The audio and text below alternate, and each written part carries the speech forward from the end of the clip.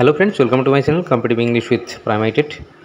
তো বন্ধুরা, আজকে খুব গুরুত্বপূর্ণ একটা বিষয় উঠে এসেছে 2023 স্টেটের রেজাল্ট নিয়ে।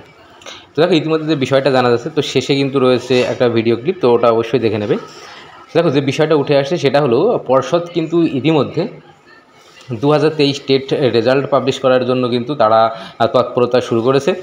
ইতিমধ্যে পর্ষদের পক্ষ থেকে সরকারের কাছে জানতে চাওয়া হয়েছে, যেহেতু ওবিসি যে মামলাটা রয়েছে, তো সেই মামলার একটা ইন্টারিম অর্ডার কিন্তু পেয়েছে সরকার পক্ষ, যে হাইকোর্টের যে রায় ছিল, তো সেটার উপরে কিন্তু সুপ্রিম কোর্টের একটা ইন্টারিম অর্ডার রয়েছে। তো ওই অর্ডারটা মানে জারি রেখেই তো সরকার কিন্তু নিয়োগ প্রক্রিয়া চালাতে পারে। তো এই বিষয়টা কিন্তু আপাতত জানা যাচ্ছে। তো এই মুহূর্তে পর্ষদ যদি সরকারের গ্রিন সিগন্যাল পায়, তাহলে কিন্তু পর্ষদ 2023 স্টেটের যে রেজাল্ট, তো সেটা কিন্তু পাবলিশ করে দেবে।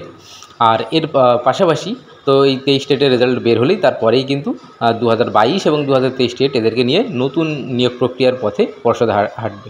তো এটুকুই জানানো ছিল। তো পরবর্তীতে আমি আবার নিয়োগ সংক্রান্ত যে ভিডিও, সেটা নিয়ে কিন্তু ফিরে আসছি। ধন্যবাদ।